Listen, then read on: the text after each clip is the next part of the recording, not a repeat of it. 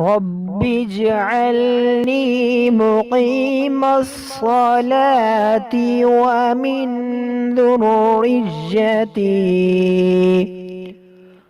ربنا وتقبل دعاء ربنا اغفر لي ولوالدي